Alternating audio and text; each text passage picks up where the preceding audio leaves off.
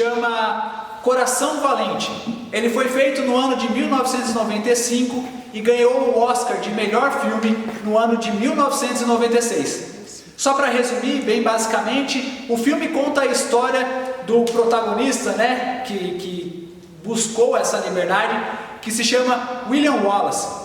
E no filme, ele vai contando a história do povo escocês para buscar a sua independência, para buscar a sua tão sonhada liberdade. Ele ganhou o filme de melhor Oscar. E uma das cenas mais icônicas desse filme, talvez a mais emblemática, que as pessoas mais se lembrem, é um momento em que o protagonista, William Wallace, ele está preso em um castelo inglês, ele está sendo torturado. E quando falam para ele a seguinte mensagem, peça por misericórdia, ele grita em alto e bom som, liberdade, liberdade. E é tão bonito como ali naquele filme o diretor coloca esse grito ecoando por todos os lugares, ecoando por todas as pessoas, inclusive ao rei que estava oprimindo eles. Mas o que acontece? Neste filme nós vemos esse rapaz gritando por liberdade e depois esse grito de liberdade incentivar os seus conterrâneos para que eles buscassem a tão sonhada liberdade. E aí o que acontece, irmãos? Hoje eu gostaria de falar sobre um outro grito de liberdade, mas um grito de liberdade que foi dado lá na cruz pelo nosso Senhor Jesus Cristo. Eu gostaria de perguntar para vocês, você por acaso sabe qual é o verdadeiro significado da liberdade? Você por acaso sabe o que é a liberdade? Muitos conceitos hoje em dia são criados a respeito dessa palavra liberdade, mas nós só podemos encontrá-la verdadeiramente na palavra de Deus. Primeiramente, eu gostaria de compartilhar o texto que está em Gênesis capítulo 2, versículos 16 e 17.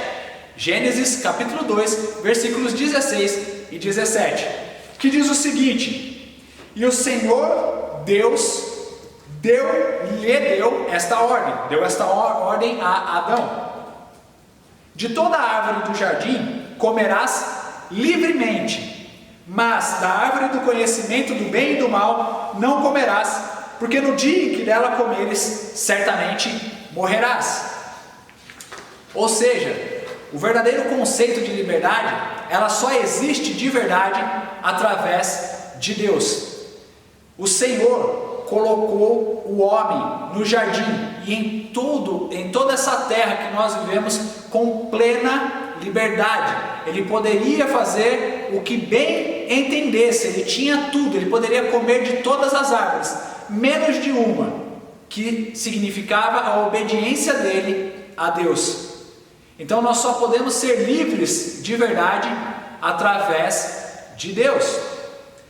Depois, eu gostaria de compartilhar com os irmãos. Então, o que eu passei aqui? Eu passei algo somente para nós entendermos a respeito da liberdade, mas nós não vamos ficar nesses trechos, tá bom? Porque nós, através do pecado de Adão e Eva, nós perdemos a nossa liberdade, nós perdemos tudo que nós tínhamos de bom por causa do pecado.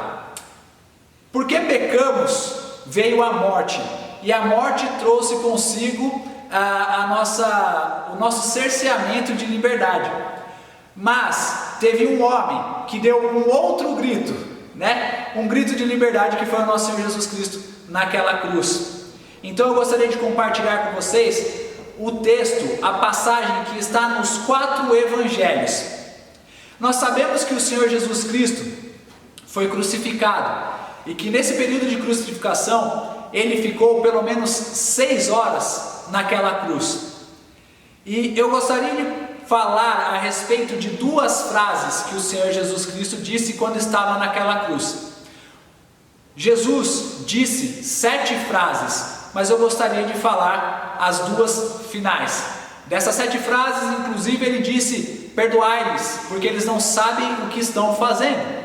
Mas eu gostaria de falar dessas últimas duas frases, que vão dos minutos finais, que estão nos minutos finais dessa crucificação, que durou pelo menos 6 horas.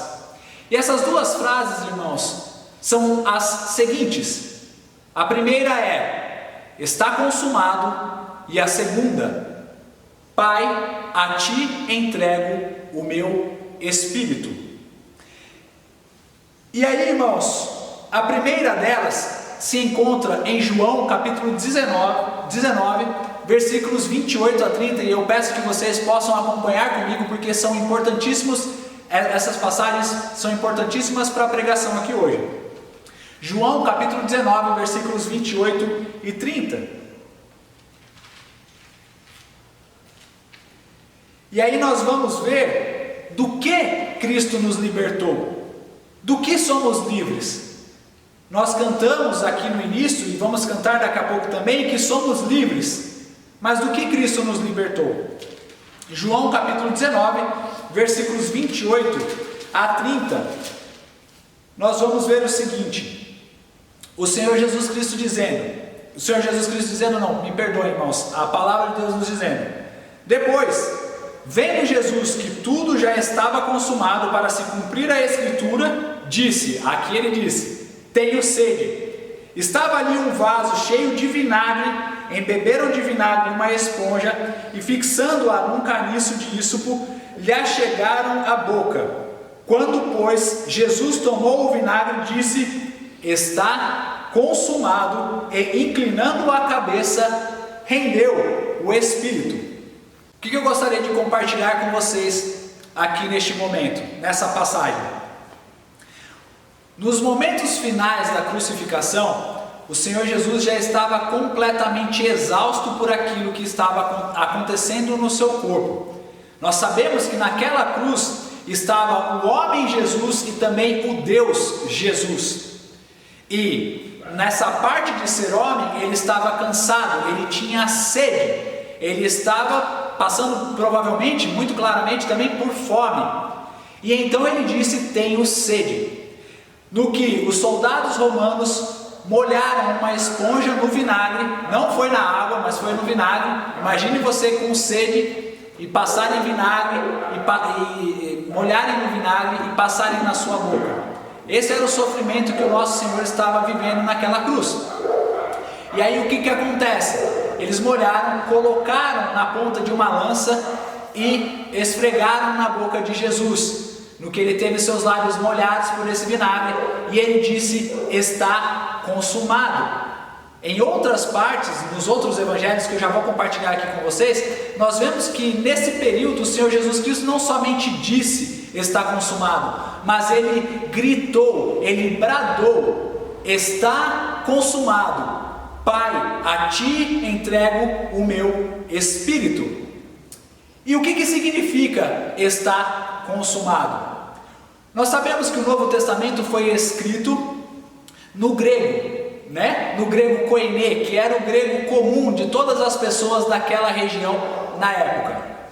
E com isso, o evangelista João, ele colocou a seguinte palavra para esse momento, que foi traduzido para o português como está consumado na minha versão. A palavra é tetelestai. Tetelestai. E vejam que legal, irmãos. Vejam que interessante. Naquela época, as pessoas usavam comumente essa palavra para muitas e muitas coisas. Ela tinha vários significados. Ela poderia ser usada de várias maneiras. E um dos que nos chama mais atenção é que quando você contraía uma dívida, quando você fosse pagar essa dívida, então você podia comprar qualquer coisa, desde uma casa, uma cabeça de boi naquela época. Você contraía essa dívida e somente quando você pagasse, você receberia o recibo ali, você pegaria o recibo, e lá, aquela pessoa com quem você contraiu a dívida, quando você pagasse ela inteira, ele colocaria lá embaixo, tetelestai, ou seja, pago totalmente. E quando o Senhor Jesus Cristo bradou naquela cruz, clamou naquela cruz, gritou naquela cruz, tetelestai, ele disse: Pai, está pago totalmente. E é por isso que eu gostaria de falar que Cristo nos libertou das nossas dívidas, como eu já disse aqui um pouco antes. Toda a nossa dívida de pecados está totalmente paga pelo sacrifício de Jesus Cristo naquela cruz. Que maravilha! Nós não temos mais dívida nenhuma quando nós estamos com Cristo, quando nós aceitamos o seu sacrifício. Vejam, irmãos, que nada poderia pagar essa dívida, porque a nossa dívida é enorme diante dos olhos do nosso Deus. Nada pode pagar, nem ouro, nem prata, nem diamantes, carros, mansões, nada. Somente o puro sangue do nosso Senhor Jesus Cristo. Então, se alguém falar para você assim, que você tem uma dívida com Deus, fale para eles: eu não tenho mais dívida nenhuma, porque a minha dívida foi pega pelo meu Salvador, Senhor Jesus Cristo. Ele rasgou essa dívida e agora eu sou livre de todas as dívidas do pecado que eu tenho. Está consumado por toda a eternidade.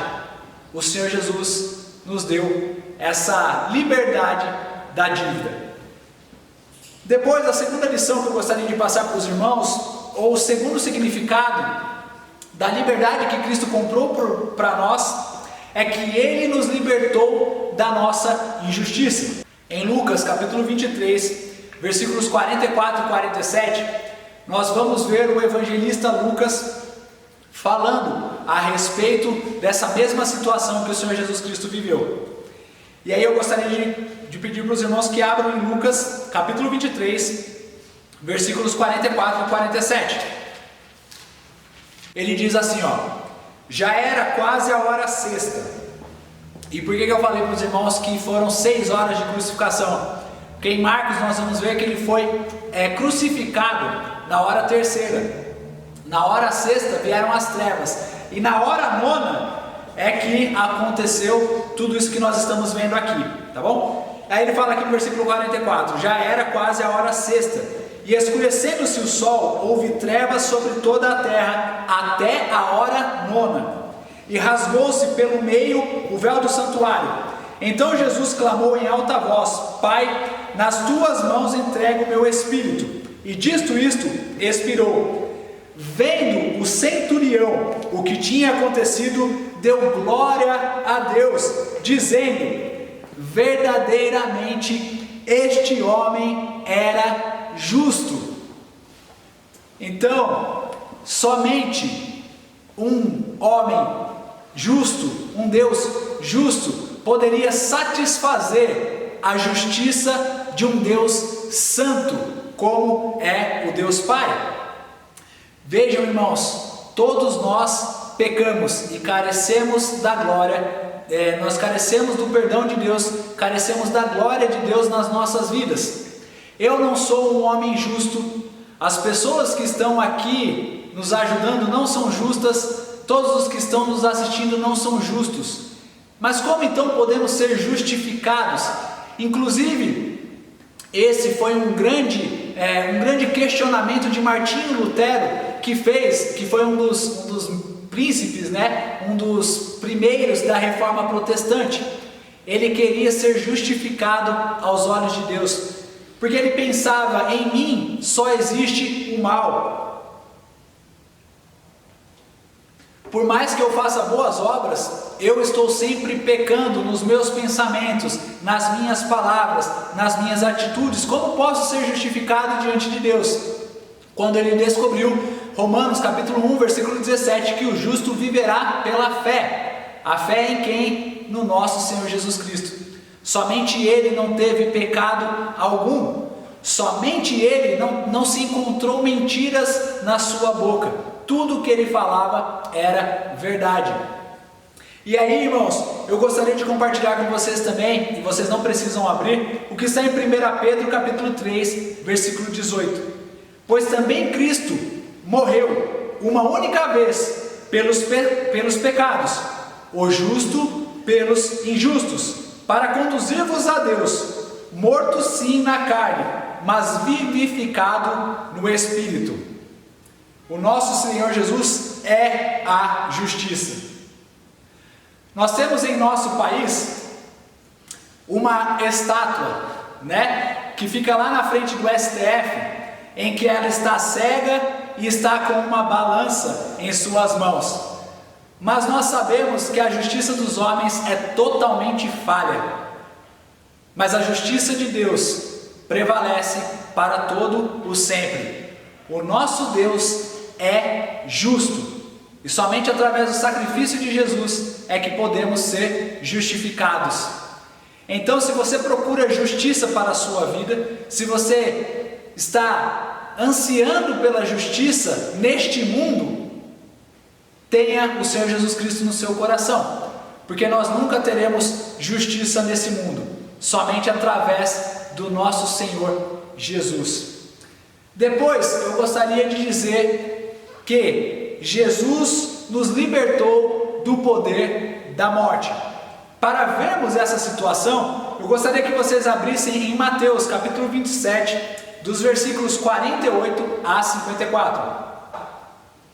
Ele diz novamente: e logo um deles correu a buscar uma esponja, a mesma parte, vocês podem ver, e tendo-a embebido de vinagre e colocado na ponta de um caniço, deu-lhe a beber. Então eles identificando a mesma parte, falando do mesmo período de tempo. Os outros, porém, diziam: deixa, vejamos se Elias vem salvá-lo. E Jesus, clamando outra vez com grande voz, com alta voz, entregou o Espírito. Eis que o véu do santuário se rasgou em duas partes, de alto a baixo. Mas eu gostaria de focar nessa daqui com vocês, nesse texto do evangelista Mateus. Tremeu a terra, fenderam-se as rochas, abriram-se os sepulcros, e muitos corpos de santos que dormiam ressuscitaram. E, saindo dos sepulcros depois da ressurreição de Jesus, entraram na cidade santa e apareceram a muitos. Essa é uma parte do qual somente nós vamos ver mais claro assim pelo evangelista Mateus. Ele fala que os mortos, os santos daquela época, ressuscitaram. Muitos teólogos acreditam que essa ressuscitação, essa ressurreição daqueles mortos foi literal, no qual eles realmente ressurgiram e viveram mais um tempo naquela época até que morressem novamente. Nós vimos naquela passagem do qual Lázaro foi ressuscitado pelo Senhor Jesus Cristo. E todos nós também seremos ressuscitados pelo nosso Senhor Jesus Cristo. Em 1 Tessalonicenses capítulo 4, dos versículos 13 a 18, está escrito o seguinte: não quero, porém, irmãos, que sejais ignorantes acerca dos que já dormem, para que não vos entristeçais como os demais, que não têm esperança. Porque se cremos que Jesus morreu e ressuscitou, assim também aos que em Jesus dormem, vejam esse trecho, assim também aos que em Jesus dormem, Deus os tornará a trazer com Ele. Dizemos-vos, pois, isto, pela palavra do Senhor, que nós, os que ficarmos vivos, para a vinda do Senhor, não precederemos os que dormem. Porque o mesmo Senhor descerá do céu com alarido e com voz de arcanjo e com a trombeta de Deus, e os que morreram em Cristo ressuscitarão primeiro. Depois nós, os que ficarmos vivos, seremos arrebatados juntamente com eles nas nuvens, a encontrar o Senhor nos ares, e assim estaremos sempre com o Senhor. Portanto, consolai-vos uns aos outros com estas palavras. Vocês sabem, irmãos, que essa é a maior esperança que nós temos para este mundo.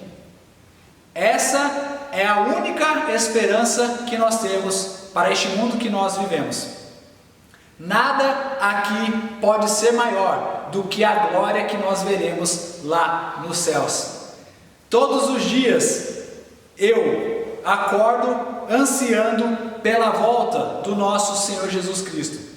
Eu anseio o momento em que o Senhor Jesus Cristo estará nos céus e a sua igreja será arrebatada aos ares junto do nosso Senhor.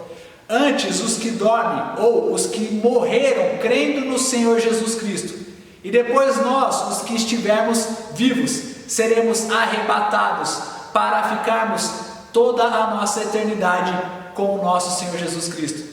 Que momento maravilhoso que vai ser esse! Cristo nos libertou do poder da morte.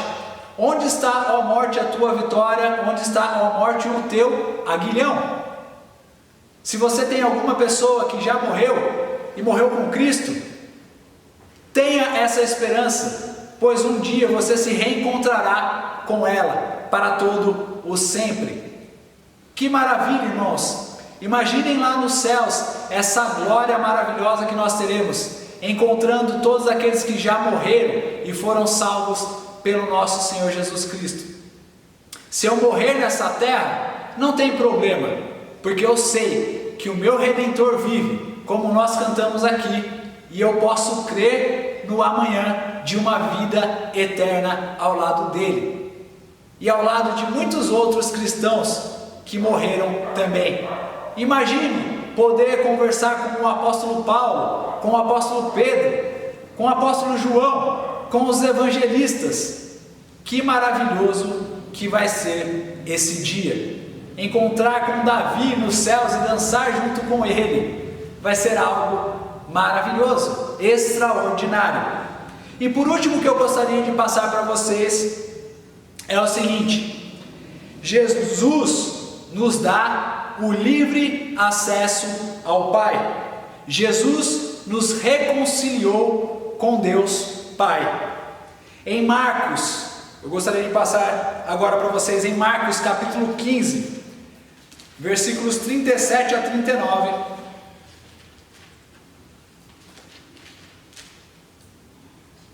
Que em outros, nos outros evangelhos nós vamos ver essa daqui também, que eu vou explicar para os irmãos, essa mesma passagem, ou essa mesma palavra que eles usaram, né?